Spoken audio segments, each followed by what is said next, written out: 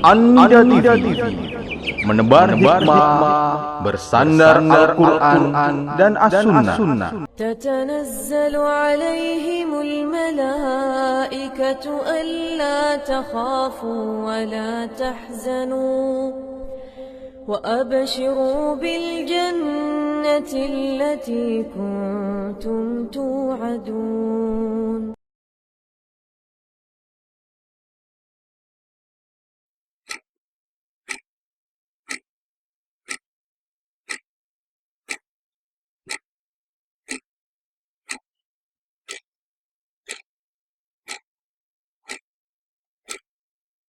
Assalamualaikum warahmatullahi wabarakatuh. Innal hamdalillah nahmaduhu wa nasta'inuhu wa nastaghfiruh wa na'udzu billahi min shururi anfusina wa min sayyiati a'malina. May yahdihillahu fala mudilla lahu wa may yudlil fala hadiyalah.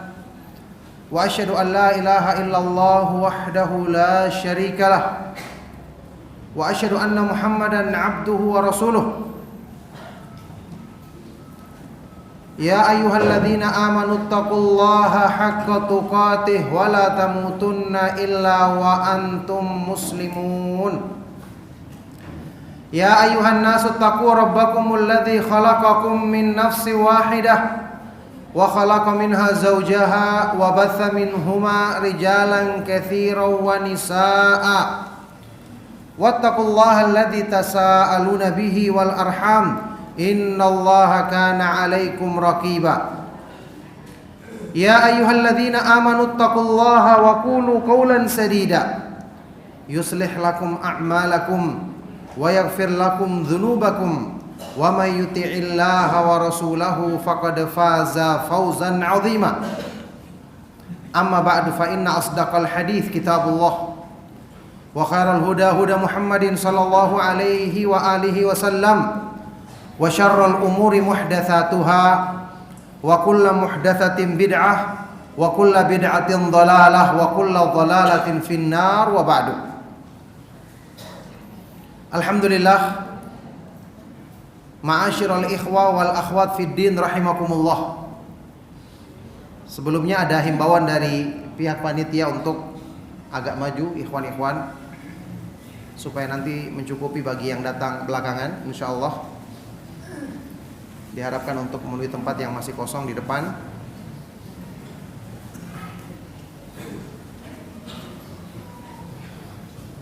Barakallahu fikum.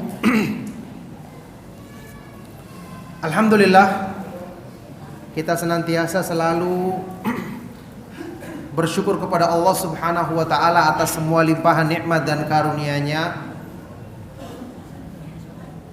Demi Allah, nikmat yang Allah Subhanahu wa taala berikan kepada kita sungguh tidak terhingga, tidak akan mampu kita membalasnya dengan sebesar seindah apapun ungkapan kalimat syukur yang kita ucapkan. Yang mampu kita lakukan hanyalah selalu bersyukur kepadanya dan mengakui segala kekurangan-kekurangan kita. Semoga ini semua menjadi sebab Allah Subhanahu wa taala senantiasa menetapkan nikmat-nikmatnya tersebut pada diri kita semua. Barakallahu fikum. Tidak ragu lagi, ma'asyiral ikhwa wal akhwat fid din rahimakumullah, nikmat Islam, nikmat iman, nikmat mengenal sunnah Rasulullah sallallahu alaihi wasallam adalah nikmat terbesar yang Allah Subhanahu wa taala limpahkan kepada manusia. Innallaha yu'tid dunya man yuhibbu wa la yuhibb wa la yu'til imana illa man yuhibb. Sesungguhnya Allah Subhanahu wa taala memberikan urusan dunia kepada siapa saja yang dicintai maupun tidak dicintainya. Tapi untuk urusan iman Allah tidak berikan kecuali hanya kepada orang-orang yang dicintainya. Seorang muslim dapat hidayah untuk masuk Islam. Ini adalah hidayah terindah dalam hidupnya. Di dalam Islam dia belajar sunnah. dapat hidayah mengenal sunnah. Akhirnya dia mengikuti kajian-kajian sunnah, dengarkan media-media sunnah, ya, dengarkan radio suara Al-Iman.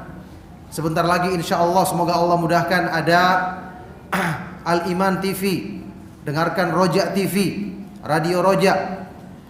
Subhanallah, ini merupakan nikmat yang besar yang Allah Subhanahu wa taala limpahkan kepada kita sebagai sebab untuk kita dijaga oleh Allah Subhanahu wa taala agar tetap di atas hidayah yang agung ini. Kita ketahui semua doa yang sering diucapkan oleh Imam Ahmad bin Hanbal rahimahullah taala, Allahumma amitni alal islami was sunnah. Ya Allah, wafatkanlah aku di atas Islam dan di atas sunnah Rasulullah sallallahu alaihi wasallam. Fitnah banyak terjadi di sekitar kita. Dan terbukti banyak di antara kita yang juga termakan ikut-ikutan, khususnya di zaman sekarang ketika informasi demikian mudah sampai di tangan kita dengan adanya media sosial dalam berbagai macam bentuknya.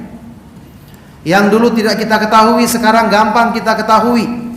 Masalahnya pengetahuan yang sampai sangat-sangat tidak disaring, tergantung dari siapa yang menyampaikan. Ini adalah perkara yang sangat memprihatinkan ketika menimpa orang-orang yang sudah diberikan nikmat Islam dan nikmat sunnah, sudah belajar, tapi kenapa dia gampang ikut arus? Kenapa dia tidak bertanya? Kenapa dia tidak meneliti kebenaran berita? Seolah-olah pembawa berita adalah orang-orang yang terpercaya semua sekelas rawi-rawinya Imam Bukhari dan Muslim. Ini salah satu di antara keburukan media sosial yang harus dihindari. Orang yang beriman, apalagi orang yang faham Islam, itu menerapkan ilmu justru dalam kondisi-kondisi yang penuh fitnah seperti ini.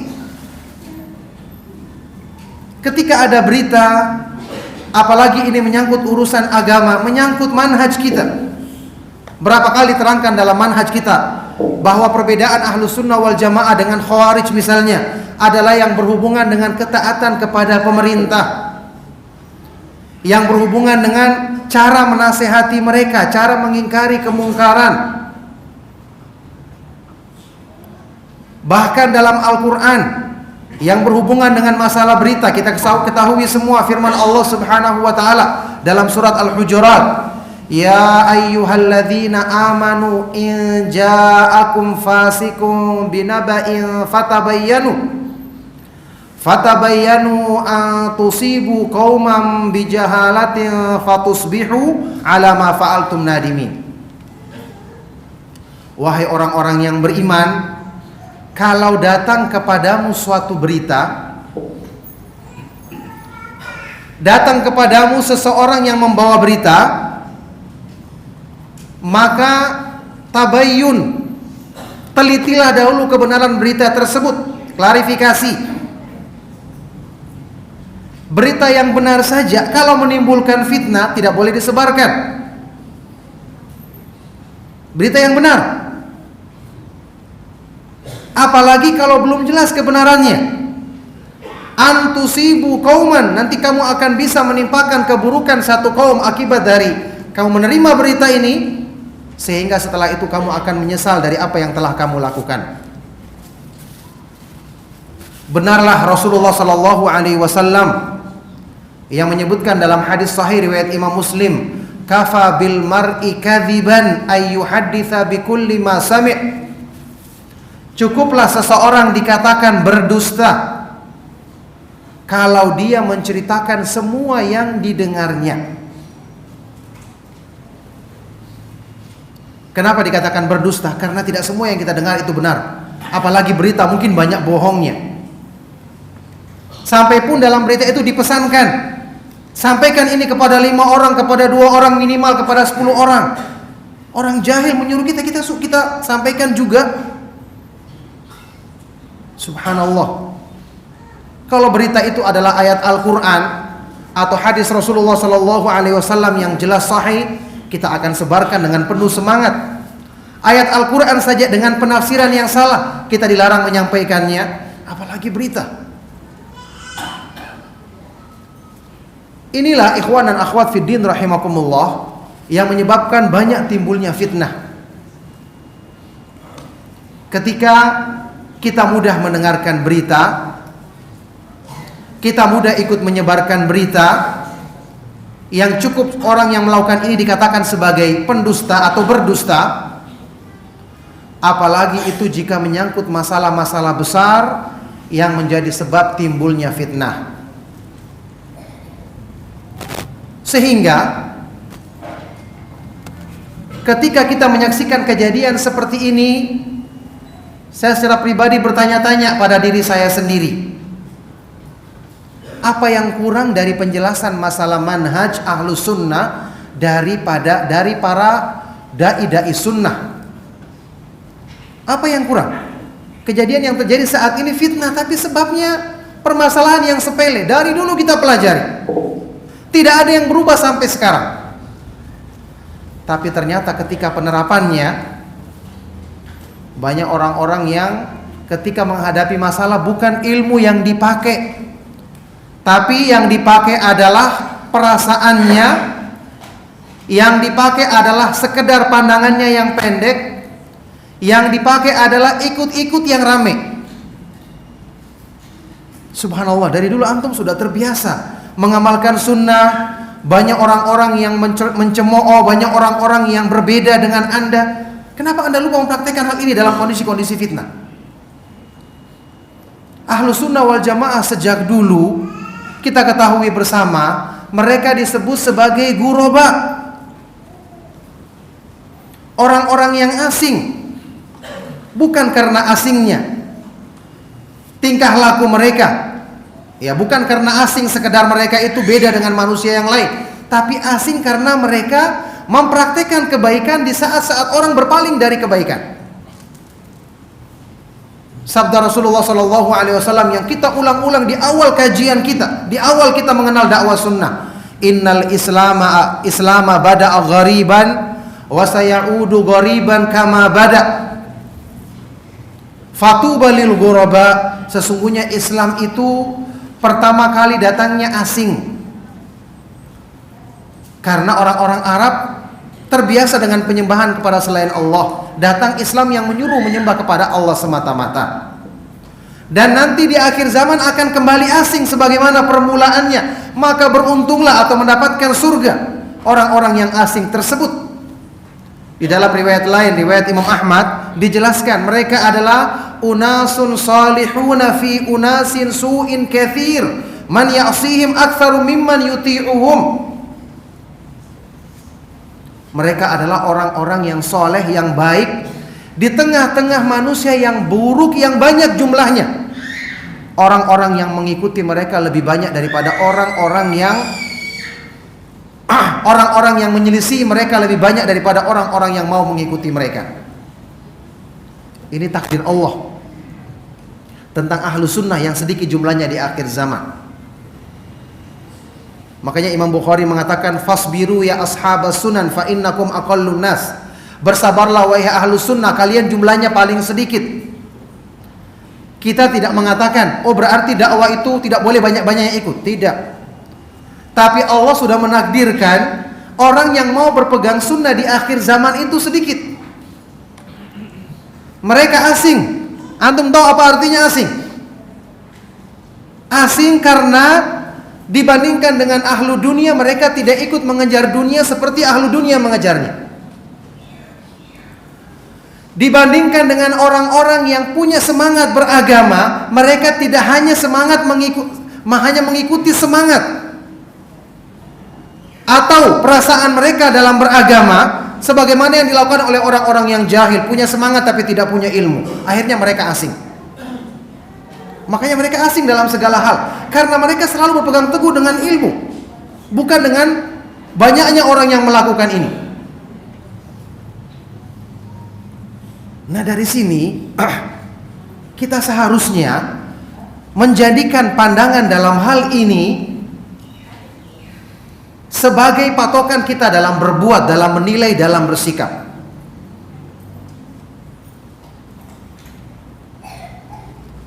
Patokan kita dalam bersikap. Contoh sederhana saja, dalam masalah pengajian. Ketika orang-orang awam, juga ada yang sedang ngetren pengajian. Mereka menyukai pengajian-pengajian yang banyak hiburannya, ada lucu-lucunya, ada hal-hal yang dikesampingkan dari permasalahan syariat. Itu yang mereka gemari. Ahlus sunnah harusnya tidak seperti itu. Ahlus sunnah mereka ngaji itu karena ingin paham agama, ingin mengerti dalil. Dikatakan ahlus sunnah karena dalam pengajian tersebut ada nukilan sunnah, ada penjelasan para sahabat radhiyallahu taala anhum ajma'in. Itu yang seperti pernah saya kaji tentang masalah lihatlah dari siapa kau mengambil ilmu agama, sehingga setiap kali dia mengikuti pengajian imannya bertambah, pemahamannya semakin kuat, sebab-sebab istiqomahnya semakin kokoh, kan begitu. Buktinya ilmu yang dia dapatkan bermanfaat sewaktu dia menghadapi fitnah. Kuat karena Allah menjaga dia. Karena sewaktu dia belum dapatkan fitnah, dia menjaga Allah. Ihfadillah yahfadka. Jagalah Allah maka Allah akan menjagamu. Ta'arraf ilallahi fir raha'i ya'rifka fi syiddah. Kenalilah Allah ketika kamu dalam keadaan lapang, supaya Allah mengenalimu, menjagamu ketika kamu dalam keadaan susah. Inilah sebabnya para ulama menasihatkan kepada kita, ketika terjadi fitnah tingkatkan ketakwaan. Harusnya makin banyak belajar, makin banyak bertanya, makin banyak murojaah kepada pelajaran kita yang dulu. Nasihat yang selalu kita dengarkan tentang masalah takwa dari Imam Talaq Ibnu Habib, seorang ulama dari kalangan tabi'in. Idza waqa'atil fitnatu fa'adfi'uha bittaqwa. Kalau terjadi fitnah, padamkanlah dengan takwa. Qila wa mat taqwa, dikatakan kepadanya apa itu takwa? An ta'mala bi ta'atillahi ala nurin minallah tarju thawaballah, wa an tatruka ma'siyatallahi ala nurin minallah takhafu iqaballah. Kamu mengamalkan ketaatan kepada Allah berdasarkan cahaya petunjuk dari Allah karena kamu ingin dapatkan pahalanya. Dan kamu meninggalkan perbuatan maksiat kepada Allah di atas petunjuk cahaya dari Allah karena kamu takut akan azab Allah. Anda ketika berbuat itu dinilai. Dan kaidah yang diterangkan oleh para ulama ahlus sunnah wal jamaah, setiap ada fitnah, upaya untuk menjauhkan diri darinya semakin jauh semakin selamat, semakin dekat semakin binasa. Hadis-hadis yang sahih yang menjelaskan demikian antum ketahui semua. Fitnah itu orang yang duduk tidak ikut maka dia lebih selamat. Yang berdiri lebih dekat dengan celaka. Yang mendatanginya lebih dekat lagi dengan kecelakaan. Apalagi yang ikut melakukannya, binasa sudah. Mana di antara kita yang menerapkan tentang kaidah ini? Semua ketika ada fitnah berbicara, berkomentar, seolah-olah ucapannya tidak dicatat di hadapan Allah Subhanahu wa taala. Semua lantas menjadi orang yang ahli dalam berfatwa, tidak mau bertanya kepada para ulama, padahal para ulama masih hidup. Tidak mau merujuk kepada para ulama besar, padahal mereka masih ada. Sehingga yang terjadi adalah kekacauan dan fitnah. Ingat, kita semua sejak dulu telah terbiasa menyampaikan pembahasan yang selalu sudah diulang-ulang. Memperjuangkan Islam. Kalau kita antum ditanya semua, kira-kira petunjuk Rasulullah Sallallahu Alaihi Wasallam dan para sahabat yang menjelaskan tentang cara memperjuangkan Islam ada apa tidak? Ada. Kenapa? Karena ini adalah bagian yang sangat penting dalam Islam. Semakin penting satu permasalahan dalam Islam, maka penjelasannya semakin jelas, semakin lengkap, semakin sempurna dalam Islam. Masa perkara-perkara yang berhubungan dengan buang air besar saja dijelaskan dalam Islam, ya, seperti pernyataannya sahabat yang mulia Salman radhiyallahu taala anhu waktu ditanya, "Qad 'allamakum nabiyyukum kulla syai'in hatta al-khira'ah?" Apakah betul Nabi Muhammad sallallahu alaihi wasallam nabi kalian telah menjelaskan segala sesuatu sampai masalah buang air besar? Beliau menjawab, ajal. Buang air besar masalah yang semua orang bisa lakukan, fitrah, akan membersihkan diri dari kotoran. Tapi Islam mengajarkan adab-adabnya agar kita dalam masalah ini pun dapat pahala, menjadi sebab keridhaan Allah kepada kita.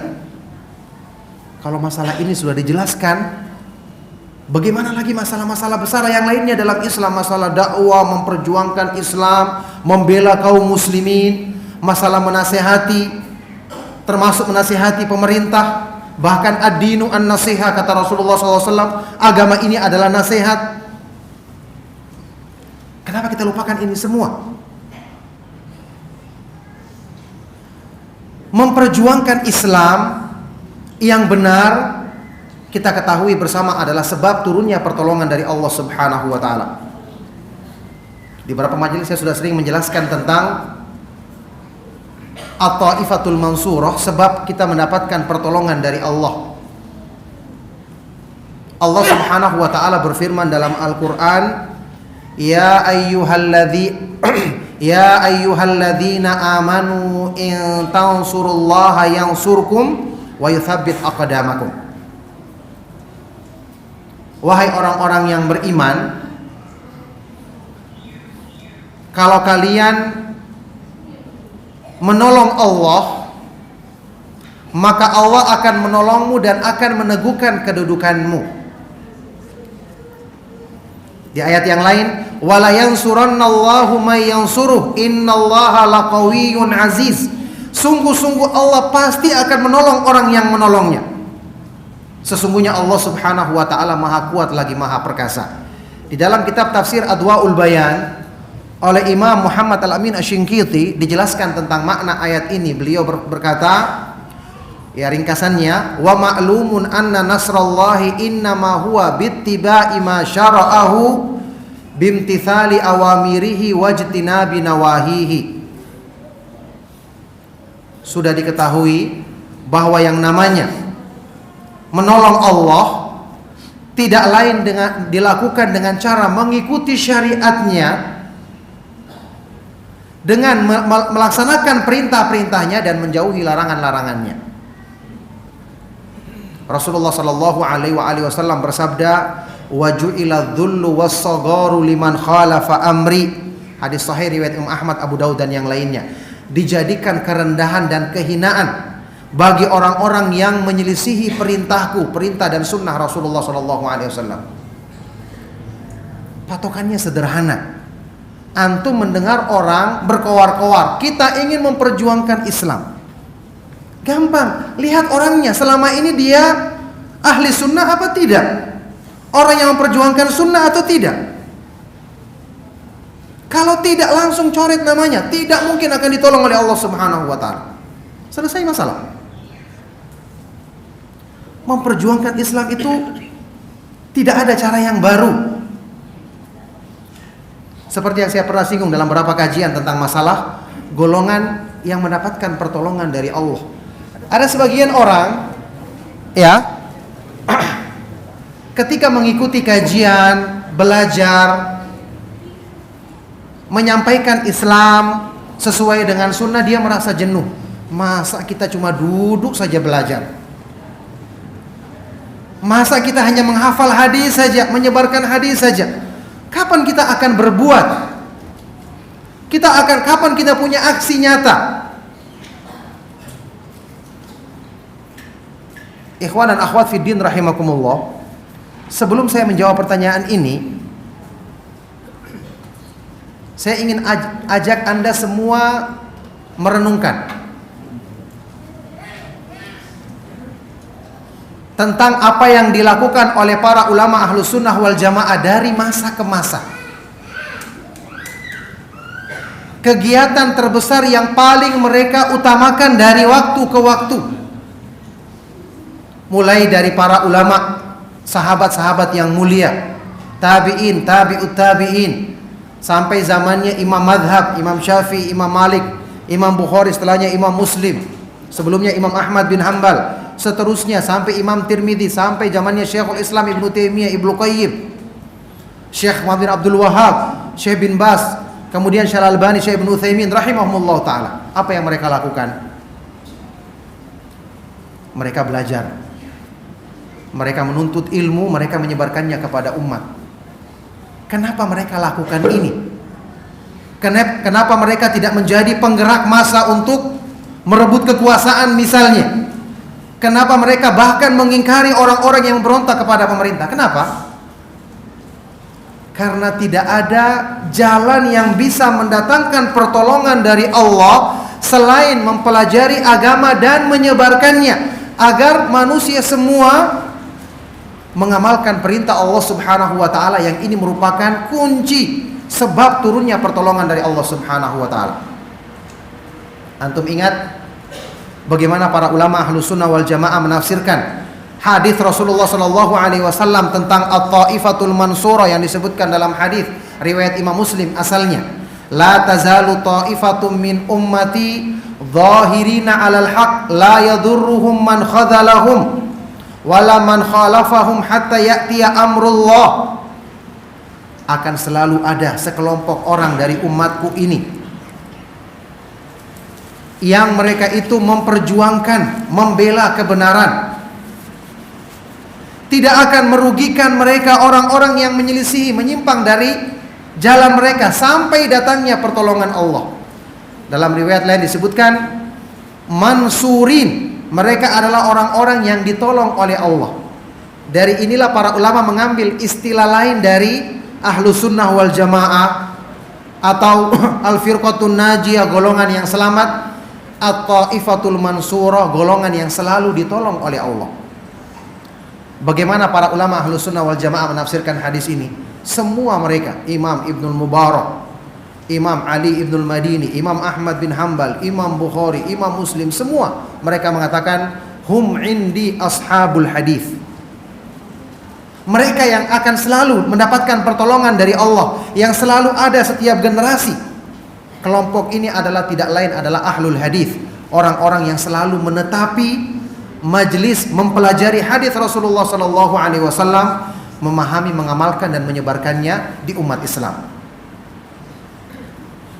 Jadi mereka tidak banyak berkoar-koar, tapi yang mereka lakukan justru menjadi sebab utama turunnya pertolongan dari Allah Subhanahu wa taala. Orang yang mengajarkan tauhid. Kenapa kita harus selalu mengajarkan tauhid? Kenapa ini yang kita utamakan? Karena Allah yang memberitakan dalam Al-Quran, orang-orang yang akan diberikan pertolongan menjadi penguasa di muka bumi adalah orang-orang yang selalu menegakkan tauhid. Wa'adallahu alladhina amanu minkum wa amilus salihati la yastakhlifannahum fil ardi kama stakhlafal ladzina min qablihim wa la yumakkinanna lahum dinahum alladzi irtadha lahum wa la yubaddilannahum min ba'di khaufihim amna ya'budunani la yusyrikuna bi syai'a. Allah telah berjanji kepada orang-orang yang beriman di antara kamu dan orang-orang yang mengamalkan amalan soleh. Janjinya saja tertuju kepada orang yang memenuhi syarat, beriman dengan benar, beramal soleh. Apa janjinya? Allah akan jadikan mereka sebagai penguasa di muka bumi, sebagaimana orang-orang sebelum mereka menjadi penguasa.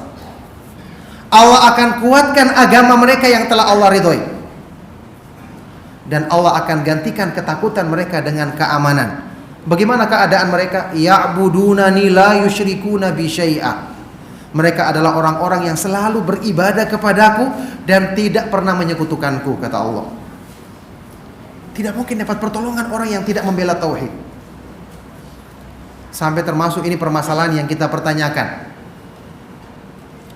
Kenapa ada segelintir orang yang menyerukan, mengeluh-elukan permasalahan seorang kafir yang melecehkan Al-Quran?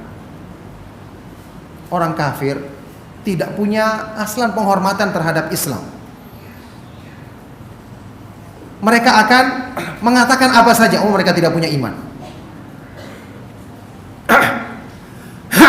Pelecehan terhadap Al-Quran. Thayyib.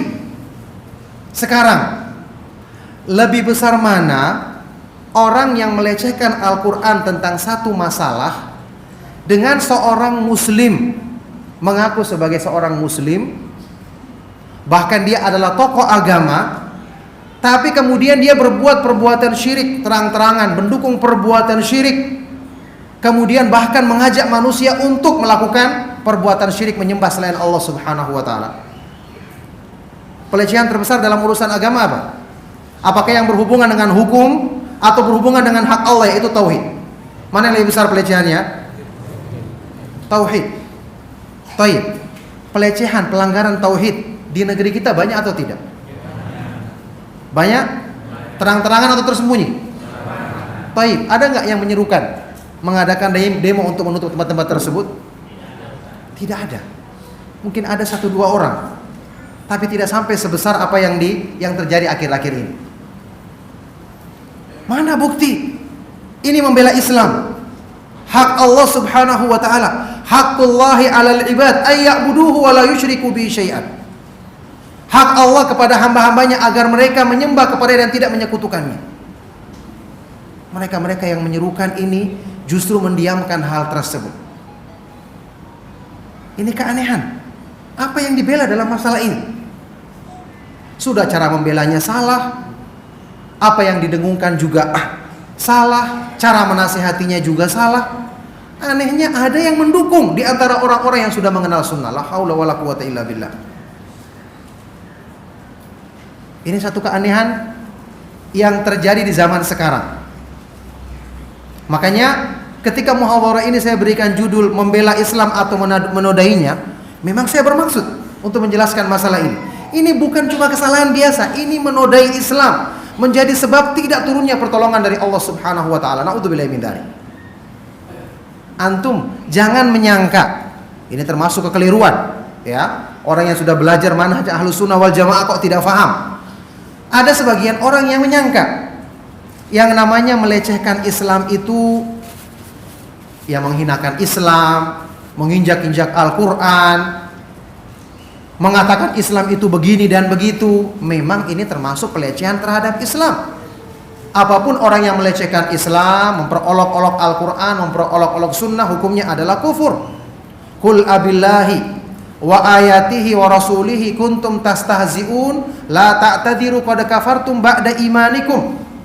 Katakanlah, apakah terhadap Allah, ayat-ayatnya dan terhadap Rasulnya kalian berani memperolok-olok, melecehkan? Jangan kalian beralasan, kalian sungguh telah kufur setelah beriman. Ini hukumnya. Tapi tingkatan-tingkatan dalam melecehkan agama kan ada. Ada yang paling besar, ya, ada yang langsung menyangkut hak Allah Subhanahu wa ta'ala.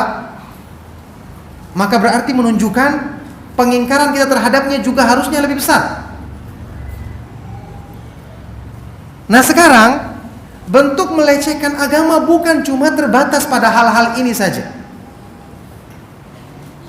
Orang yang menghancurkan Islam, kalau kita lihat seperti di zamannya Rasulullah SAW, orang-orang munafik. Orang-orang munafik, apakah mereka mengaku terang-terangan membenci Allah dan Rasulnya? Mengaku enggak? Tidak. Apa yang mereka katakan?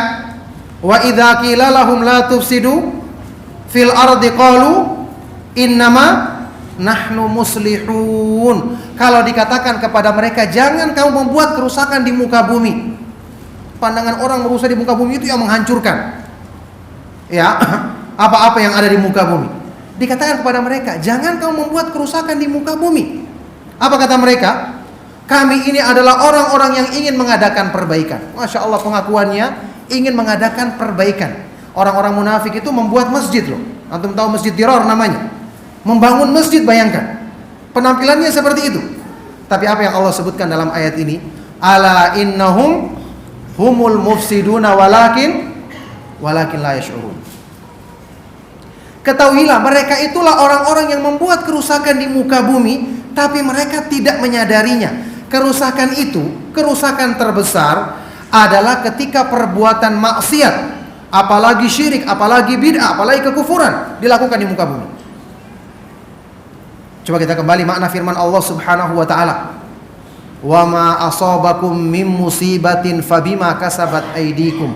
Musibah apa saja yang menimpamu, maka itu akibat dari perbuatan dosa tangan-tanganmu sendiri. Dhaharul fasadu fil barri wal bahri bima kasabat aydin nas liyudhiqahum ba'dalladzi 'amilu la'allahum yarji'un.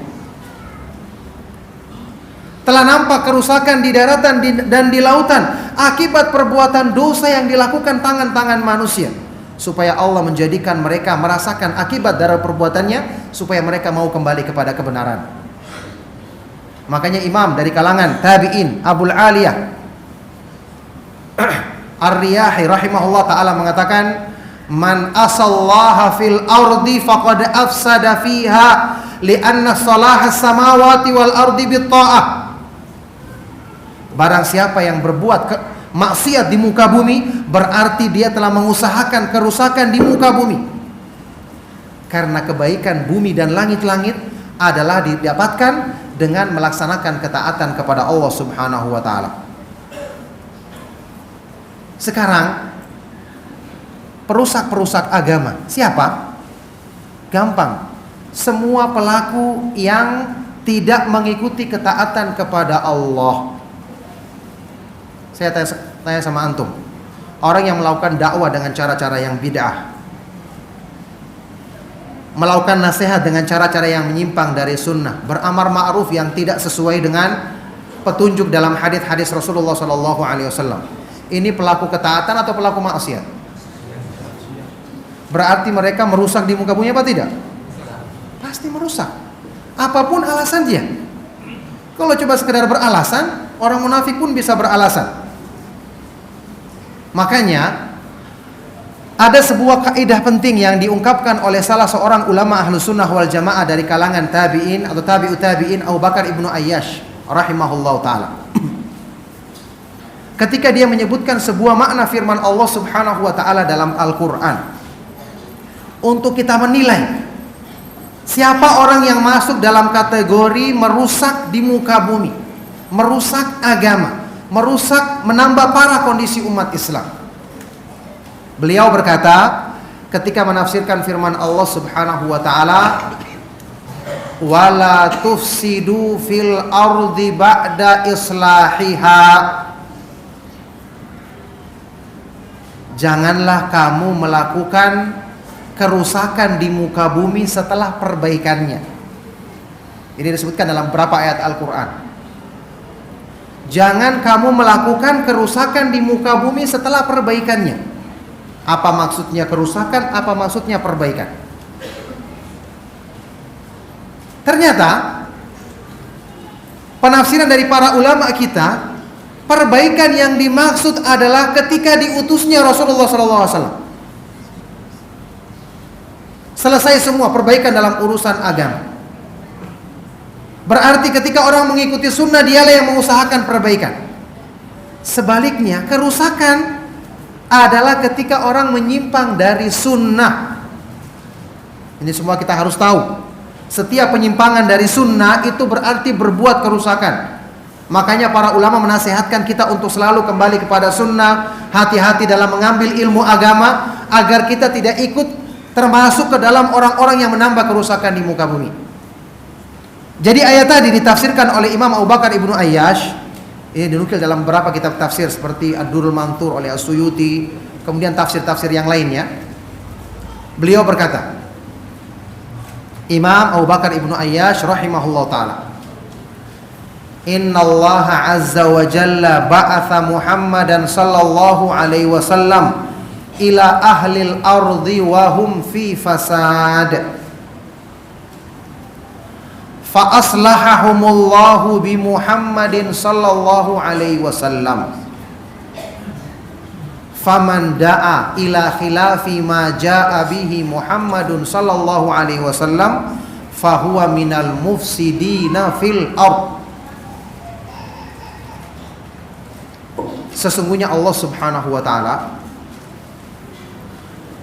mengutus Nabi Muhammad SAW kepada masyarakat bumi manusia di dunia ini. Ketika manusia di bumi ini, masyarakat di bumi ini semuanya dalam keadaan rusak. Semua sisi kehidupan mereka rusak. Bukan cuma akidahnya, cara bermuamalah, akhlak mereka rusak, apalagi ibadah mereka, apalagi keyakinannya. Rusak semuanya. Maka Allah memperbaiki keadaan manusia dengan petunjuk yang dibawa oleh Nabi Muhammad SAW. Ini yang namanya perbaikan.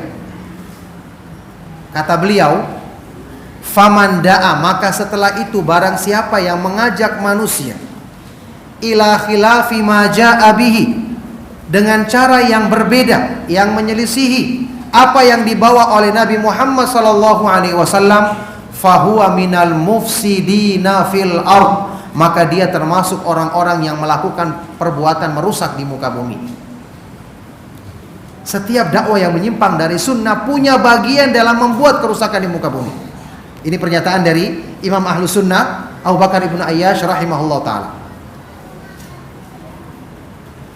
Jadi di sini orang yang belajar pemahaman Ahlus Sunnah paham apa ukuran perbaikan dan apa ukuran kerusakan. Tidak hanya tertipu dengan slogan. Kalau cuma slogan, kita ketahui orang-orang Khawarij, apa slogan yang mereka bawa? Apa penampilan mereka? Orang-orang Khawarij, antum ketahui, ketika baca Al-Quran melebihi para sahabat, rajinnya, sepintas. Ketika mereka sholat malamnya, puasanya bagaimana? Ucapannya Al-Quran, seolah-olah. Di zamannya Ali bin Abi Thalib, ketika mereka keluar secara resmi, apa yang mereka katakan? La hukma illa lillah, tidak ada hukum selain hukum Allah. Ini maknanya Al-Quran, inil hukmu illa lillah, tidak ada hukum selain hukum Allah. Subhanallah. Tapi apa yang mereka maukan dengan hukum? Yang mereka maukan adalah pemahaman mereka, mengkafirkan, menganggap pemahaman mereka yang benar, tidak merujuk kepada pemahaman para sahabat radhiyallahu taala anhum ajma'in. Maka di waktu inilah dalam hadis riwayat Imam Muslim, kita tahu, kita pernah dengar keluar pernyataan yang sangat terkenal dari sahabat yang mulia, didikannya langsung Rasulullah sallallahu alaihi wasallam, Khalifatur Rasyid Ali bin Abi Thalib radhiyallahu taala anhu. Ketika mendengar ucapan ini, beliau mengatakan, kalimatu haqqin urida biha batil. Itu adalah ucapan yang benar, yang dimaukan di balik itu kebatilan. Gampang orang itu mengucapkan kalimat-kalimat yang benar, tapi tujuannya kebatilan. Mereka punya semangat, tidak didukung dengan ilmu. Akibatnya kerusakan yang terjadi. Makanya ilmu itu menjaga kita. Kalau kita paham, kita masukkan dalam hati kita, kita amalkan. Imam Malik pernah menyatakan pernyataan tentang orang-orang Khawarij. Beliau berkata, inna aqwaman ibtagawul ibadata wa tarakul ilma fakharaju ala ummati Muhammadin sallallahu alaihi wasallam bisuyufihim walau ibtagawul ilma lamana'ahum min dhalik. Sesungguhnya ada orang-orang yang mereka itu ibtagawul ibadah, semangat beribadah, ingin memperjuangkan Islam, tapi mereka tidak mau belajar, tidak mau bertanya, tidak mau merujuk kepada para ulama Ahlus Sunnah. Akhirnya semangat mereka justru yang menyesatkan mereka. Akhirnya mereka pun keluar memberontak, memerangi umatnya Rasulullah SAW dengan pedang-pedang mereka. Kata beliau, seandainya mereka mau menuntut ilmu, perhatian terhadap ilmu, maka niscaya ilmu itu akan mencegah mereka dari perbuatan ini. Inilah keadaan yang terjadi. Ilmu tidak menjaga karena mereka tidak belajar dan tidak bertanya. Nah, dari sini kita mengambil kaidah penting dari apa yang saya jelaskan tadi. Ada kalimat-kalimat propaganda kelihatannya benar tapi dimaukan di balik itu kebatilan. Ada orang-orang yang mengaku melakukan perbuatan memperbaiki, memperjuangkan umat, tapi ternyata perbuatannya justru menambah masalah dan merusak keadaan umat. Makanya antum lihat, para ulama Ahlus Sunnah wal Jamaah tidak menasihatkan cara-cara merubah kemungkaran seperti yang terjadi saat-saat ini. Demonstrasi tidak pernah dihalalkan dalam Islam. Sampai pun untuk alasan katanya membela kebenaran. Tidak pernah. Karena ini merupakan pembukaan untuk memberontak kepada pemerintah yang disepakati oleh para ulama Ahlus Sunnah wal Jamaah. Ini diharamkan, dan orang yang melakukannya berarti dia telah menyimpang dari manhaj Ahlus Sunnah wal Jamaah. Apa yang kita diperintahkan untuk kita lakukan? Menasihati, mendatangi nasihat sembunyi-sembunyi, dan bersabar menghadapinya. Antum kalau menasihati, tidak mesti nasihat antum harus diterima. Ada orang dia nasihati sekali dua kali, oh saya sudah nasihati dia tidak mau terima, ya sudah kita rubah sekarang. Ini tidak ada dalam manhaj sunnah seperti ini. Saya pernah contohkan waktu saya ceramah di Roja TV tentang masalah ini. Ya, kita contohkan para nabi dan para rasul alaihi wassalatu wassalam sebaik-baik dalam berdakwah. Mereka adalah panutan dalam dakwah. Baik. Ketika Nabi Musa alaihi salatu wassalam mendakwai orang yang sekelas Fir'aun, apa kejahatan yang diperbuat oleh Fir'aun? Korupsi? Apa? Mengaku sebagai Tuhan, bukan menyekutukan Allah, mengaku sebagai Tuhan. Masalah membunuh Bani Israel ini sudah jelas. Ini yang paling puncak, mengaku sebagai Tuhan. Allah subhanahu wa ta'ala mengutus dua nabinya yang mulia untuk menasihatinya. Butuh dua nabi untuk menasihati dia. Nabi Musa dan Harun alaihi wassalatu wassalam. Idhaba ila fir'auna innahu tagha faqula lahu qawlan layyinan la'allahu yatadzakkaru aw yakhsha. Pergilah kalian berdua kepada Fir'aun karena dia melampaui batas, sangat melampaui batas. Ucapkan padanya ucapan yang lemah lembut. Bisa jadi dia akan ingat dan takut kepada Allah. Ana tanya sama antum, apakah Allah mengetahui Fir'aun tidak akan menerima nasihat mereka? Pasti kan? Allah Maha tahu yang akan datang. Kenapa Allah tetap katakan, sampaikan kepadanya qaulan layyinan, ucapan yang lemah lembut, supaya dia mau ingat, sadar, dan bertobat dari kesalahannya. Padahal Allah mengetahui dia tidak akan terima. Ini Allah menjelaskan manhaj. Orang kalau dinasihati dengan lemah lembut, kemungkinan dia akan terima lebih besar daripada dengan cara-cara yang keras dan kasar. Setelah itu, kenyataannya Fir'aun menerima apa tidak? Tidak. Terus dakwahnya Nabi Musa berubah apa tidak? Tidak berubah, bahkan dikejar. Setelah itulah dia turun pertolongan dari Allah subhanahu wa ta'ala dengan Fir'aun ditenggelamkan dan pasukannya. Ini dakwah para nabi dan para rasul alaihi wassalatu wassalam. Mungkin kalau sekarang terjadi, orang akan mengatakan, oh Nabi Musa penakut, kenapa dia lari? Dia adalah seorang nabi, ketika berdoa kepada Allah langsung diturun, kenapa dia harus lari? Ini cara memandang orang yang jahil. Nabi Musa alaihi salatu wassalam melakukan semua ini karena taat kepada perintah Allah, bukan dengan pertimbangan akal dan perasaannya semata-mata. Baik, Rasulullah sallallahu alaihi wasallam secara umum, Rasulullah sallallahu alaihi wasallam ketika berdakwah di Mekah berapa tahun? Berapa? 11 atau 12? Ada yang mengatakan 13, ada yang mengatakan 11. Baik. Ketika berdakwah di Mekah, siapa yang beliau hadapi? Tokoh-tokoh kafir Quraisy. Apakah beliau pernah menasihati? Pasti, berkali-kali, iya kan? Nasihatnya diterima apa tidak? Pernah antum dapatkan riwayat Rasulullah SAW melawan mereka sewaktu periode Mekah? Tidak pernah, bahkan beliau diusir. Antum tahu apa resikonya diusir? Meninggalkan Mekah, negeri yang paling dicintai oleh Allah. Diusir sama siapa? Orang-orang kafir Quraisy. Bahkan antum tahu peristiwa Sulhul Hudaybiyah, perjanjian Hudaybiyah. Ini perjanjian yang dikatakan dalam Al-Quran sebagai fathan mubina, kemenangan yang nyata. Dengan sebab inilah turun surat Al-Fat, inna fatahna laka fathan mubina, sesungguhnya kami berikan kemenangan yang nyata kepadamu ya Rasulullah. Antum semua pernah dengar kisah perjanjian Hudaybiyah, hadisnya dalam hadis sahih Bukhari, Muslim dan hadis sahih yang lainnya. Apa yang terjadi? Ringkas saja. Kaum muslimin ingin berumrah, mereka sudah hijrah ke Madinah, ingin umrah, dihadang, iya kan? Dihadang. Sampai terjadilah bai'atur ridwan, mereka akan membela Rasulullah SAW seandainya beliau diserang. Ternyata terjadi perjanjian. Apa isi perjanjiannya? Yang antum pernah dengar? Menguntungkan atau merugikan kaum muslimin? Secara zahir merugikan. Di antaranya apa? Kaum muslimin tidak boleh berumrah, pulang. Nanti umrahnya di tahun berikutnya. Padahal mereka ini sudah di Madinah, bisa melawan kalau mau. Kemudian apa? Rasulullah SAW ingin menulis namanya, iya kan? Sebagai Rasulullah SAW mereka larang. Alasannya kalau seandainya kami tahu engkau Rasul, kami akan ikuti. Akhirnya pakai tulis namanya Muhammad bin Abdullah. Ini kalau kita katakan, kenapa Rasulullah SAW ridho dihinakan sebagai Rasul? Kemudian apa lagi?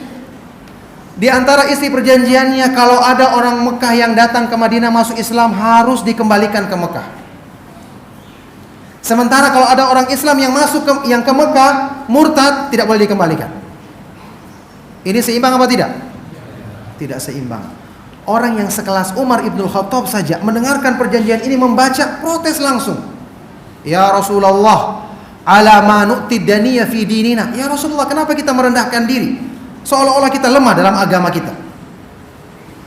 Waktu itu Rasulullah SAW hanya mengatakan, ya Umar, ana Rasulullah, saya ini adalah utusan Allah. Allah tidak akan menyia-nyiakanku. Para sahabat tenang. Dan ayat ini, ayat yang saya bacakan tadi, Allah Subhanahu wa ta'ala turunkan surat Al-Fat dengan lafaz apa? Inna fatahna laka fatham mubina.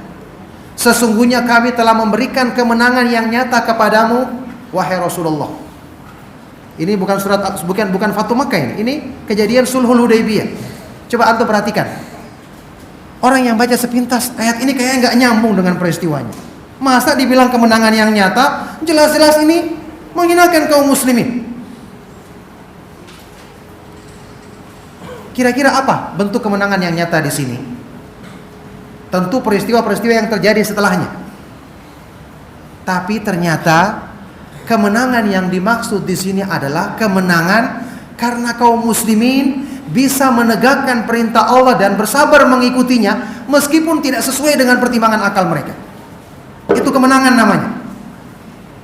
Orang saat ini menganggap kemenangan itu, wah kalau kita berhasil, kalau kita berdakwah banyak yang menentang, sedikit yang ikut, wah berarti ini dakwahnya tidak berhasil. Orang sekarang menganggap sukses atau menang itu dari hasil yang ada. Antum pernah dengar hadis Ibnu Abbas radhiyallahu taala anhuma yang disebutkan dalam kitab Tauhid.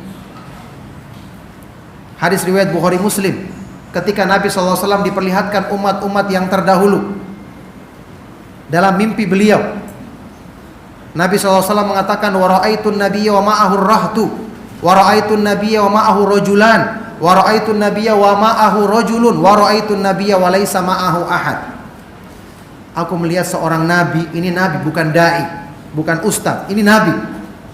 Aku melihat seorang nabi alaihi salatu wassalam bersama dengan dia pengikutnya yang jumlahnya kurang dari 10 nabi. Aku melihat seorang nabi pengikutnya ada yang cuma 2 orang, ada yang cuma 1 orang. Bahkan aku melihat seorang nabi yang tidak punya pengikut sama sekali. Ini hadis riwayat Bukhari Muslim. Kira-kira nabi ini kita katakan gagal dalam dakwanya atau sukses? Tidak ada yang ikut dia, bahkan dimusuhi sama kaumnya. Dia berhasil apa tidak? Kalau untuk orang-orang yang jahil dikatakan dia gagal, masa tidak ada yang ikut? Apa yang dikerjakannya sampai tidak ada yang mau menerima dakwanya? Tapi orang-orang yang berilmu paham, Nabi ini menang dan sukses. Kenapa? Ukuran kemenangan dan sukses adalah ketika Anda bisa bersabar mengikuti perintah Allah, sampai pun dalam kondisi-kondisi yang berat. Inna nahnu nazzalna 'alaikal qur'ana tanzila fasbir li hukmi rabbika wala tuti' minhum athiman aw kafura. Sesungguhnya kamilah yang menurunkan Al-Qur'an kepadamu wahai Rasulullah, maka bersabarlah kamu menjalankan hukum-hukum Allah. Ini kemenangan namanya. Sampai pun tidak ada yang mengikuti dakwanya. Coba lihat kemenangan yang nyata dalam Sulhul Hudaybiyah. Ini contoh. Berikutnya, contoh perbuatan Rasulullah SAW dalam banyak hadis yang sahih. Kita sebutkan yang terkenal saja supaya kita gampang ingat.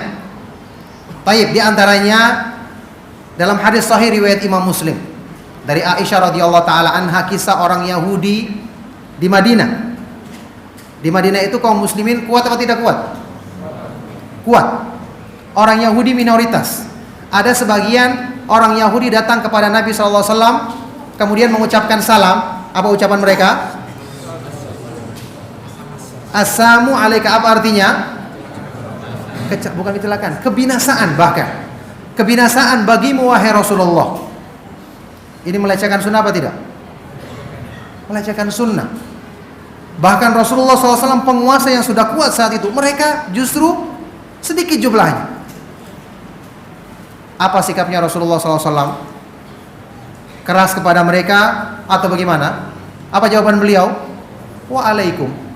Aisyah radhiyallahu taala anha saja yang mendengar sampai marah. Langsung menjawab dia, waalaikumsalam wa la'nah, dan atas kalian kebinasaan dan laknat Allah. Aisyah radhiyallahu taala anha marah. Pelecehan terhadap sunnah Nabi SAW. Setelah ini malah Aisyah ditegur oleh Rasulullah SAW. Mahlan ya Aisyah, pelan-pelan wahai Aisyah.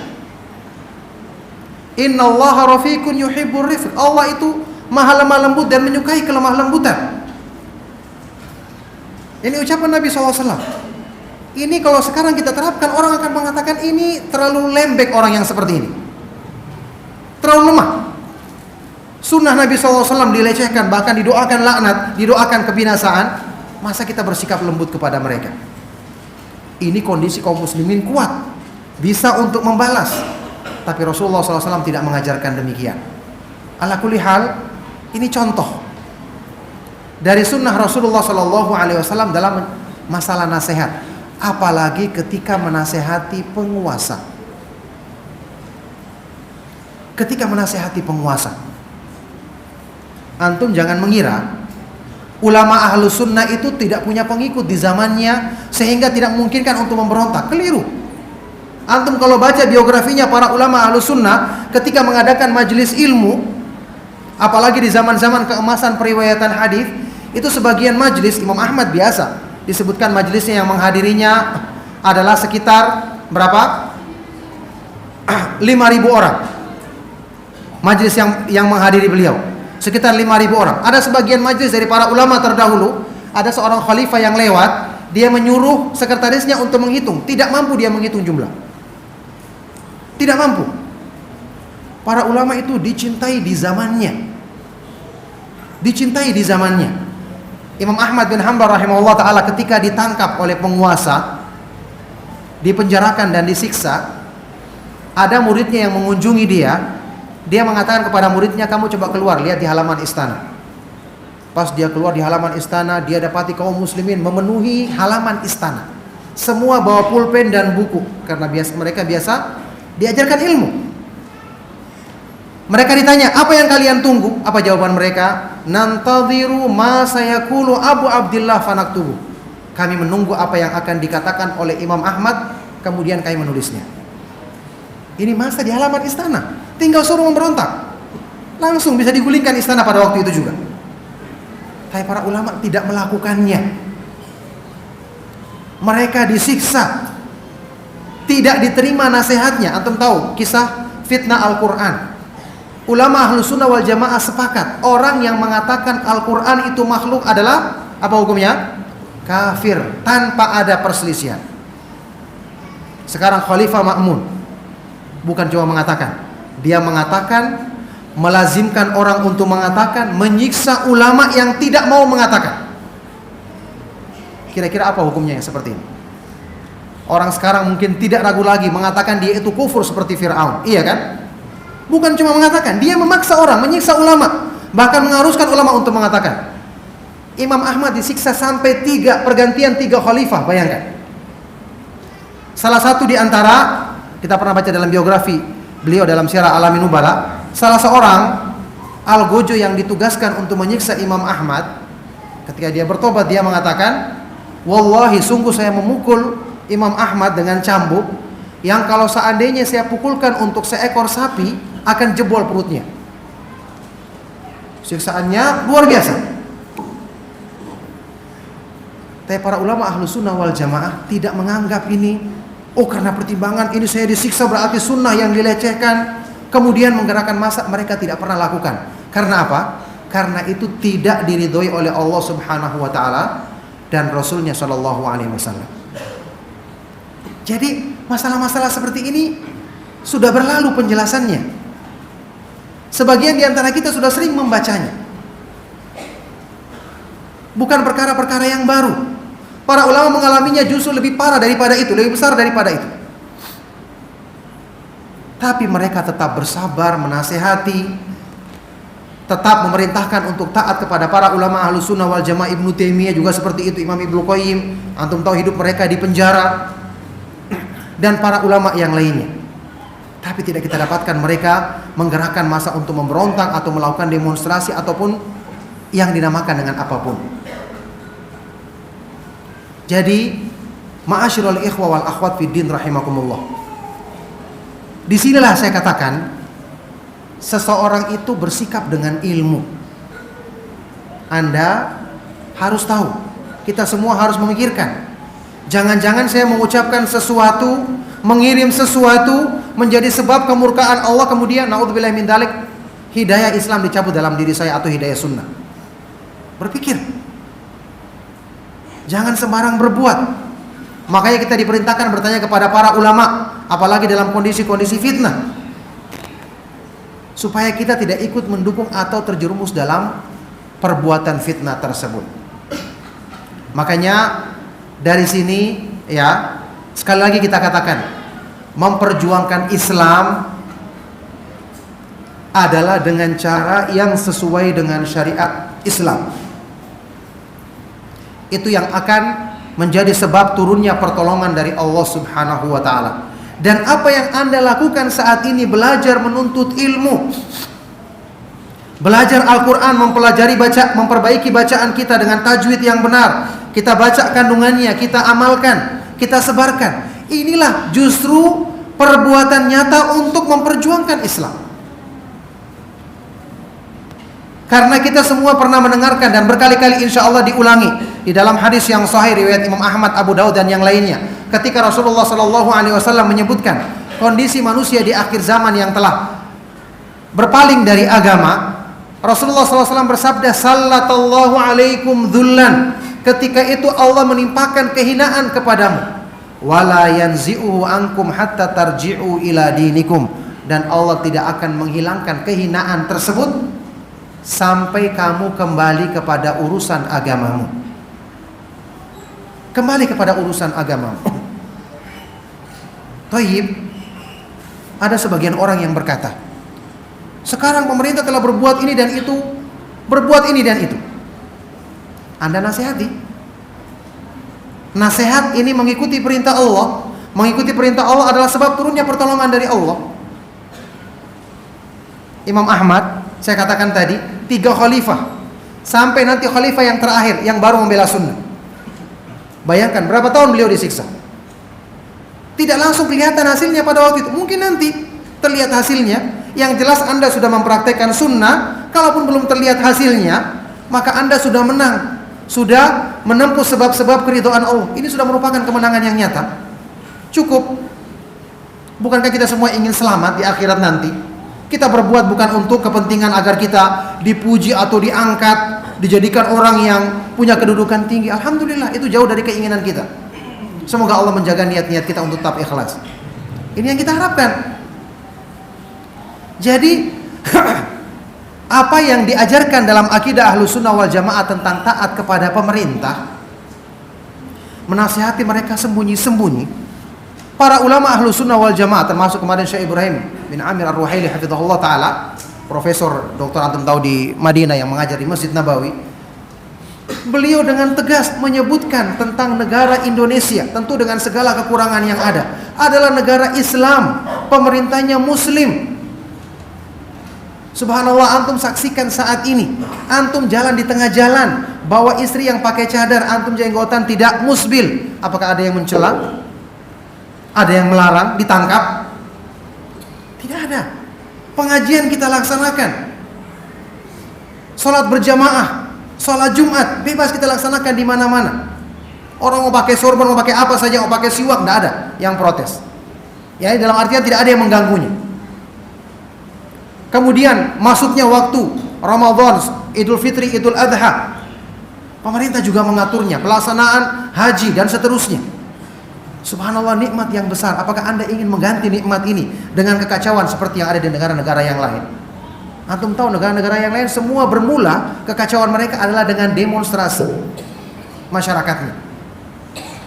Ketika pemerintah sudah diragukan, ini bukan masalah membela pemerintah, tapi akibat yang timbul setelah itu. Sebagian dari para ulama salaf mengatakan, jurul imam situna sanatan khairun min lailatin wahidatin bila imam.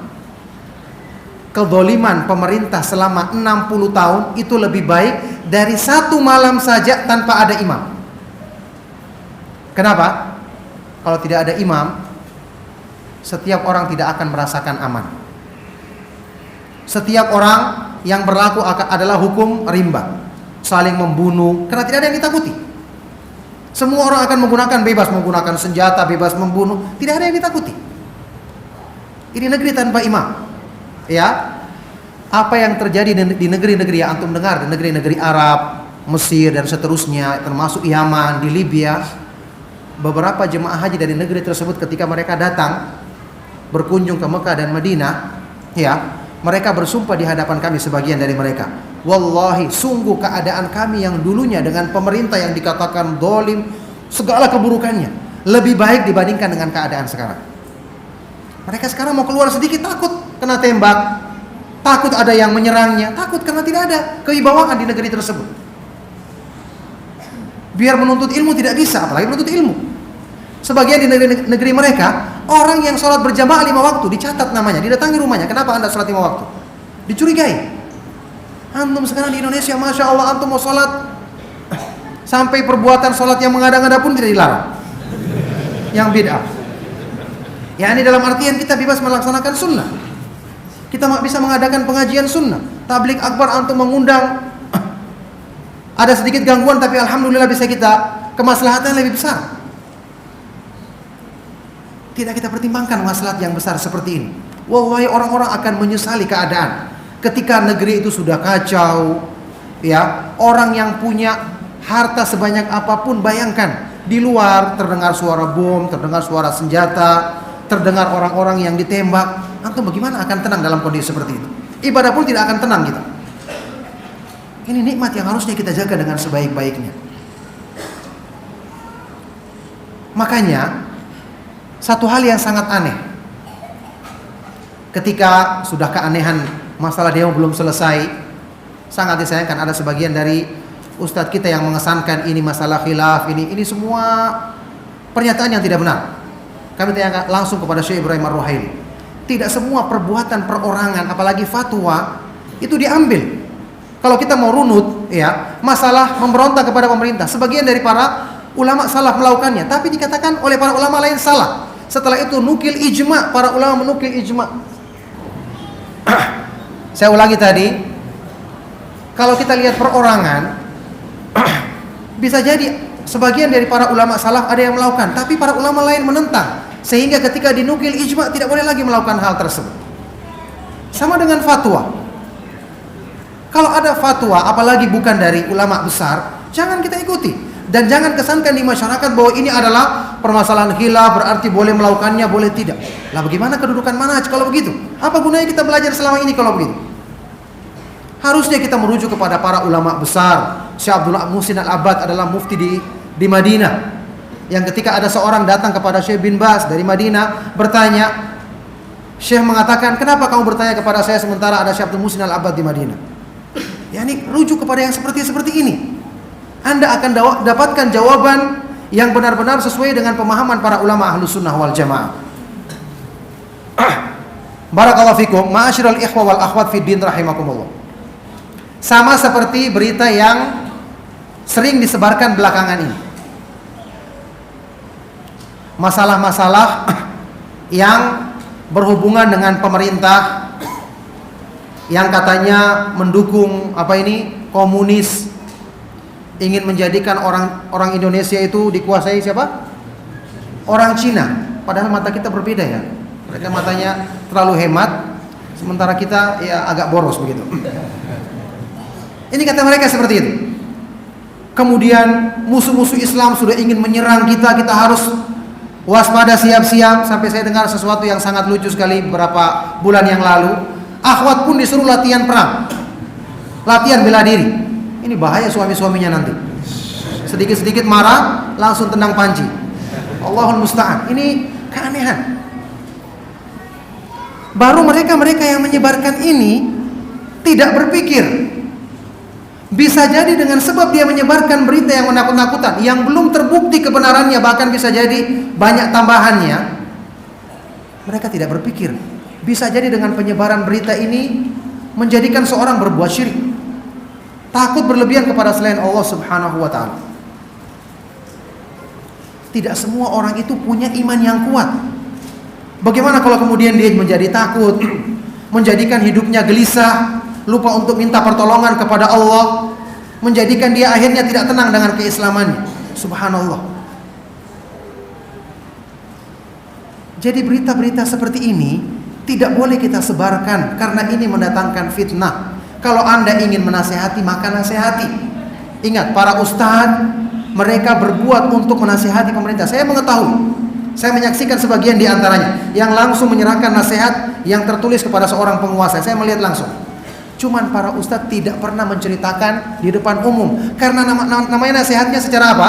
Terang-terangan atau tersembunyi? Tersembunyi. Inilah Ahlus Sunnah wal Jamaah. Man arada minkum an yansaha lidhi sultanin fala yubdi alaniyatan. Hadis sahih.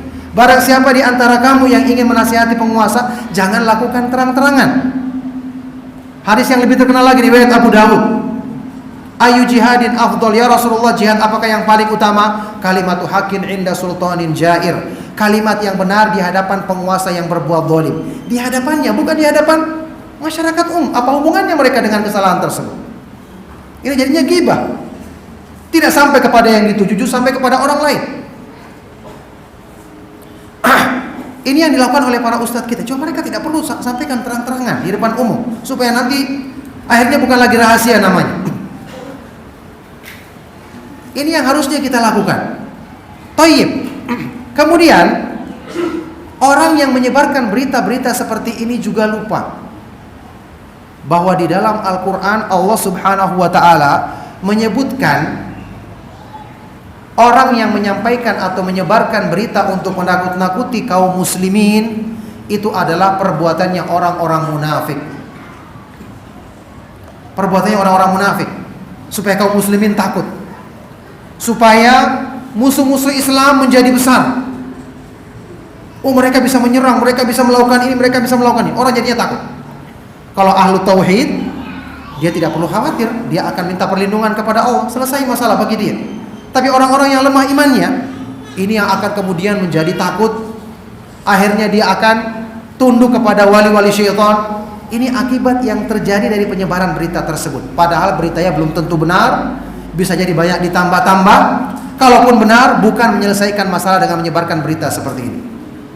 Coba kita buka firman Allah Subhanahu wa ta'ala dalam surat Ali Imran tentang perbuatan orang-orang munafik ketika ingin menakut-nakuti para sahabat radhiyallahu ta'ala anhum ajma'in.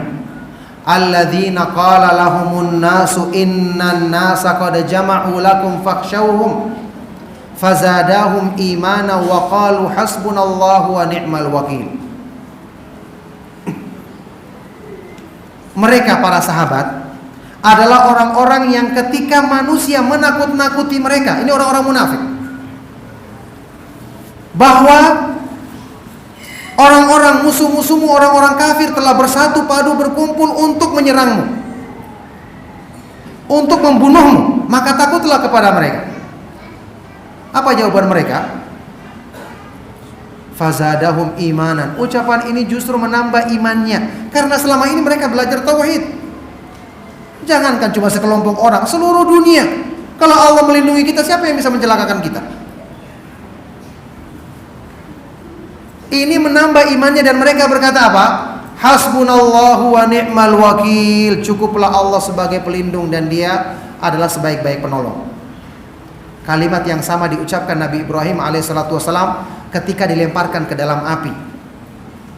Seperti ucapannya Ibnu Abbas dalam hadis sahih riwayat Imam Bukhari. Athar. Ya. Hasbunallahu wa ni'mal wakil. Ibrahim mengucapkan kalimat yang sama. Api itu membakar. Sebab untuk menjadikan terbakar tubuh manusia. Tapi kalau kita berlindung kepada yang menciptakan sebab, tidak berlaku sebab tersebut kalau Allah menghendaki. Ucapan ini justru menambah iman mereka, dan mereka mengatakan hasbunallahu wa ni'mal wakil. Maka dengan ini fanqalabu bi ni'matin minallahi. Akhirnya mereka pulang membawa nikmat dari Allah. Lam yamsashum su, tidak ditimpa keburukan. Orang-orang yang ingin menyerang mereka malah bercerai-berai. Wattaba'u ridwan Allah, dan mereka mengikuti keridhaan Allah Subhanahu wa taala. Ini keadaannya para sahabat. Di ayat selanjutnya kemudian Allah berfirman, "Innama dzalikumus syaitanu yukhawwifu awliya'ahu fala takhafuhum wa khafuni in kuntum mu'minin." Itu adalah tidak lain perbuatannya syaitan. Syaitan itu ingin membuat kalian takut kepada wali-walinya, supaya kalian anggap dia besar, sehingga kalian akan takut berlebihan, sehingga lepas tauhid kalian. Allah akan berpaling dari kalian. Naudzubillah min dzalik. Itu perbuatan syaitan yang ingin menakut-nakuti kamu dengan wali-walinya. Maka janganlah takut kepada mereka, tapi takutlah kepada aku jika kalian benar-benar beriman. Ada fitnah, tidak usah dibahas. Kuatkan akidah, tanamkan akidah yang benar. Buat kaum muslimin yakin pertolongan dari Allah ketika dekat dengan kita, tidak ada seorang pun yang bisa mengalahkan kita. Iyansurkumullahu fala ghaliba lakum wa iyakhdhulkum faman dzalladzi yansurukum min ba'di wa 'alallahi falyatawakkalul mu'minun. Kalau Allah telah menolongmu, maka tidak ada yang bisa mengalahkanmu. Tapi kalau Allah telah berpaling darimu, siapa yang akan bisa menolongmu? Maka hendaknya orang-orang yang beriman hanya bertawakal kepada Allah Subhanahu wa taala. Ini tanamkan kepada diri kita harusnya. Di kondisi fitnah seperti ini harusnya lebih banyak ditanamkan dakwah tauhid. Lebih semangat kita mengikuti pengajian. Bukan ikut bergelimang dalam fitnah, ikut berkomentar, ikut menyampaikan pernyataan-pernyataan yang semakin menjauhkan kita dari pemahaman Ahlus Sunnah wal Jamaah. Antum tahu, pernyataan seperti ini, kejadian-kejadian yang terjadi ketika kita tanyakan kepada para masyayikh, kepada Syekh Abdul Muhsin Al-Abbad, dulunya para ulama menanyakan kepada Syekh bin Baz, kepada Hay'ah Kibarul Ulama, kepada Syekh Utsaimin, selalu jawabannya sama. Nasihati bersabar, tetap menepati majelis ilmu, tetap belajar, tetap bertanya kepada para ulama. Nasihat mereka tidak pernah lepas dalam masalah ini, dalam semua keadaan. Bukan mereka penakut, apalagi bukan seperti pernyataan sebagian orang. Beda Saudi dengan Indonesia. Kalau di Saudi kan memang dilarang kegiatan-kegiatan demonstrasi dan yang lainnya. Indonesia asalnya menghalalkan, membolehkan. Sejak kapan ucapan pemerintah itu menjadi ukuran halal dan haram? Pemerintah menghalalkan demokrasi, berarti demokrasi halal? Kalau misalnya ada sebagian dari aparat pemerintah, semoga Allah beri hidayah kepada mereka ke jalan kebenaran, misalnya menghalalkan sebagian tempat pelacuran, berarti pelacuran di tempat ini juga halal? Sejak kapan yang seperti ini? Tidak boleh kita mengikuti ketaatan kepada pemerintah kalau itu bertentangan dengan pemahaman Ahlus Sunnah wal Jamaah. Diharamkan hukum asalnya dalam Islam. Ya, illa in umiru bi maksiatin fala sam'a wala ta'ah, kecuali kalau diperintahkan untuk melakukan perbuatan maksiat tidak boleh dia dengar dan tidak boleh dia taat. Itu sabda Rasulullah SAW dalam hadis sahih riwayat Imam Muslim. Ala kulli hal, ini semua adalah syubhat-syubhat yang tidak dibenarkan. Sama seperti yang dibahas oleh Syekh Ibrahim Ruhaili rahimahullah hafizahullah taala, masalah orang yang menamakan demonstrasi damai. Tidak ada penamaan seperti ini. Kalimatu haqqin urida biha batil. Kalimat yang benar dibawakan dengannya kebatilan. Tidak ada. dinamakan dengan apapun, jangan terpengaruh dengan nama, tapi lihat hakikatnya. Lihat siapa yang memperjuangkannya. Makanya hal-hal yang seperti ini hendaknya kita sikapi dengan ilmu yang benar. Tentu saja orang-orang yang berbuat salah kita nasihati dengan cara yang baik. Tapi masalah yang berhubungan dengan kepercayaan umat ini kepada pemerintah kita harus kembalikan. Nasihat tentu kita tegakkan dengan sebaik-baiknya. Ingat, kita berbuat ingin mendapatkan catatan nilai kebaikan di sisi Allah Subhanahu wa taala. Kita melakukan kegiatan ingin mendapatkan pertolongan dari Allah Subhanahu wa taala, dan alangkah butuhnya kita di zaman fitnah seperti ini agar mendapatkan pertolongan dari Allah. Maka jangan lakukan sebab-sebab yang menjadikan Allah Subhanahu wa taala murka kepada kita. Naudzubillahi min dzalik. Oleh karena itulah kita harus ingat di dalam Islam, ya, seperti ayat-ayat yang saya jelaskan tadi, setiap Allah menjelaskan tentang pertolongan, kemenangan, sebab kemuliaan umat, selalu mesti Allah gandengkan dengan syarat mereka menegakkan agama. Jadi upaya mengembalikan umat untuk berpegang dengan agama ini satu-satunya yang akan menjadi sebab turunnya pertolongan dari Allah Subhanahu wa taala. Sampai pun menghadapi musuh yang sebesar apapun. Allah Subhanahu wa taala berfirman dalam Al-Qur'an ketika dalam kondisi-kondisi kaum muslimin diancam dan seterusnya. Allah berfirman, "Wa in tasbiru wa tattaqu la yadurrukum kaiduhum syai'a. Innallaha bima ya'maluna muhit." Kalau kamu bersabar dan tetap bertakwa, tipu daya mereka, upaya mereka tidak akan bisa mencelakakanmu sedikit pun. Sesungguhnya Allah Subhanahu wa taala Maha meliputi perbuatan mereka. Kenapa Anda harus takut kalau dekat dengan yang menguasai alam semesta beserta isinya? Ini ajaran Ahlussunnah wal Jamaah. Inilah buah daripada tauhid. Inilah buah kita belajar akidah yang benar. Jadi hal-hal yang seperti ini seharusnya kita hadapi dengan ilmu.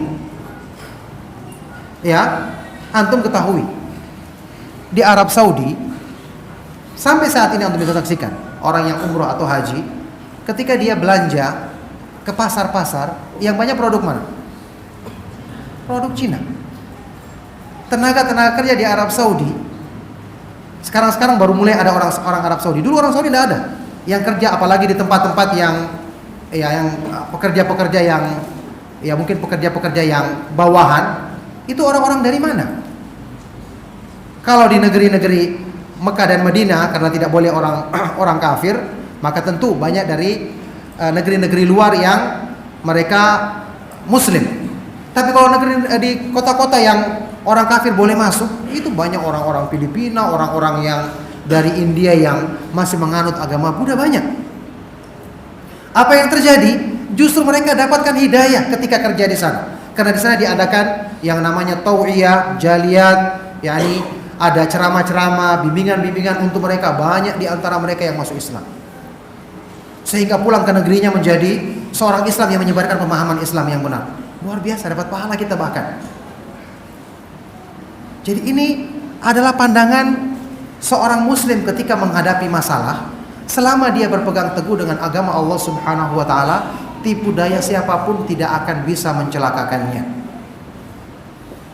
Oleh karena itulah, ma'asyiral ikhwa wal akhwat fid din rahimakumullah, kita harus semua ingat, kita punya panutan para sahabat radhiyallahu taala anhum ajma'in, para ulama Ahlus Sunnah wal Jamaah dari dulu sampai sekarang.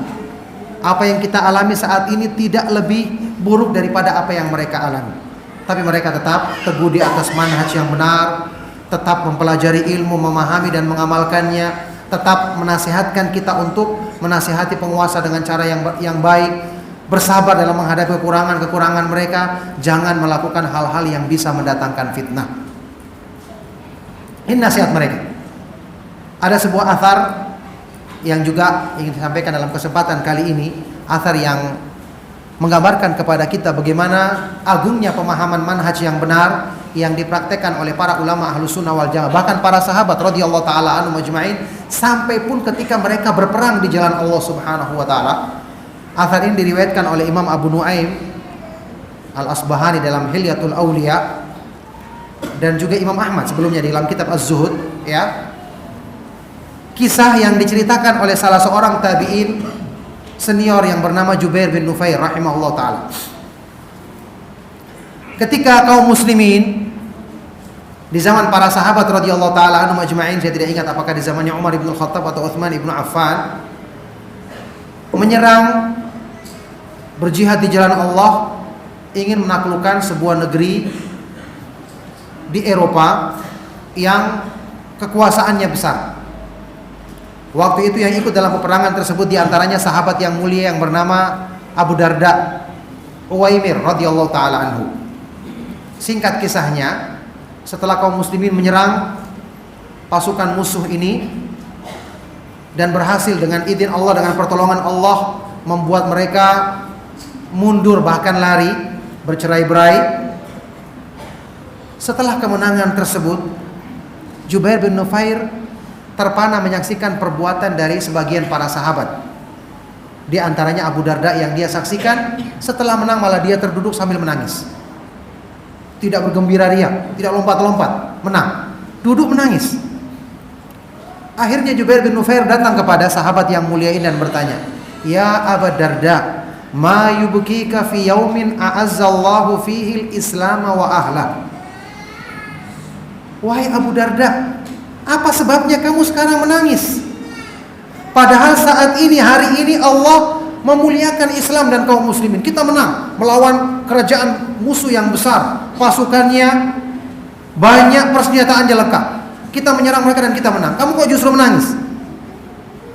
Mendengarkan pertanyaan ini, Abu Darda radhiyallahu taala anhu, sahabat yang kita kenal bersama, muridnya Rasulullah SAW, mengatakan, "Waihaka ya Jubair, celaka engkau wahai Jubair. Kalau kamu tidak tahu apa sebabnya saya menangis, celaka kamu. Ma ahwanal khalqa 'ala Allahi idahum taraku amrahu." Apakah kamu tidak saksikan bagaimana rendah dan hinanya manusia di hadapan Allah kalau mereka sampai meninggalkan perintah Allah? Baina hiya ummatun qahiratun zahiratun lahumul mulk. Lihatlah umat yang saat ini kita taklukkan. Mereka adalah umat yang perkasa. Tentaranya kuat, persenjataannya lengkap. Zahirah, mereka unggul dalam segalanya. Unggul dalam hartanya, persiapan perangnya unggul. Lahumul mulk, bahkan mereka punya kerajaan yang besar. Taraku amrallah, mereka meninggalkan perintah Allah, maka jadilah mereka seperti yang kamu saksikan. Para sahabat ini menangis karena mereka memikirkan keadaan muslimin di akhir zaman.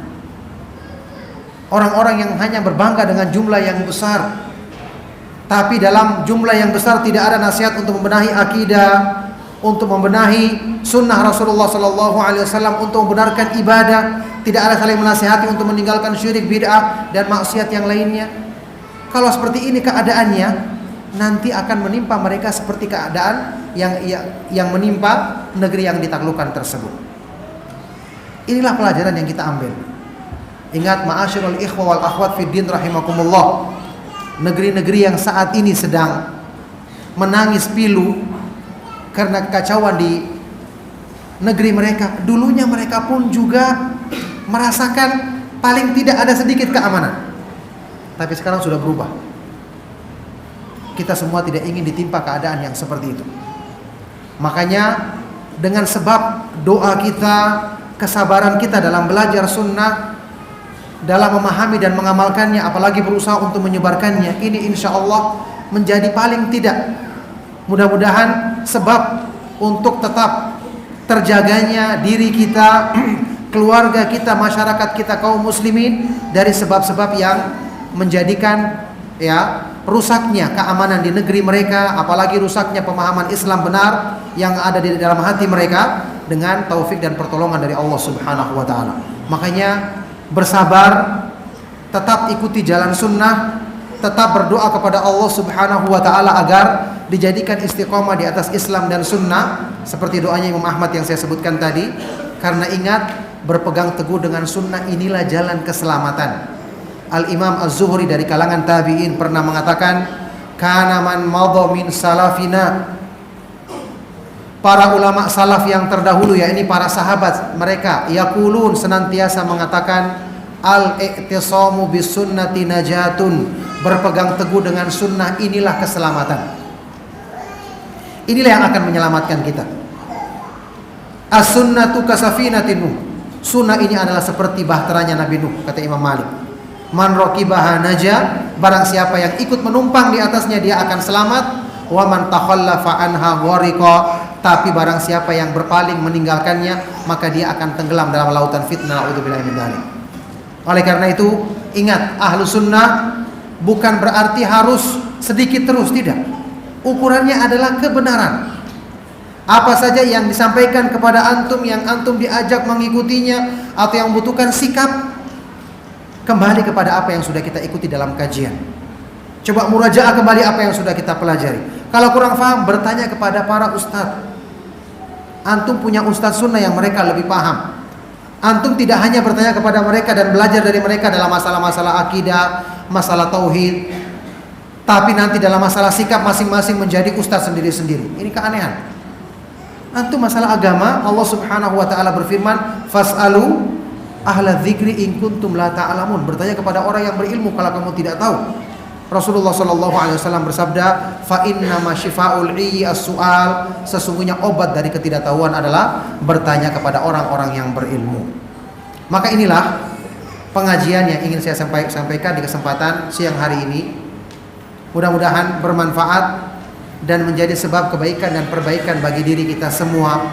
Tentu tidak lupa kita nasihatkan, hendaknya kita senantiasa menasihati kaum muslimin, orang-orang yang tidak faham, dengan cara yang baik dan lemah lembut, sehingga mereka bisa kembali ke jalan Allah Subhanahu wa taala dan terlepas dari penyimpangan-penyimpangan yang mereka lakukan, sehingga sebab-sebab kebaikan dan pertolongan dari Allah Subhanahu wa taala dimudahkan bagi kaum muslimin, khususnya di Indonesia dan kaum muslimin pada umumnya. Barakallahu fikum.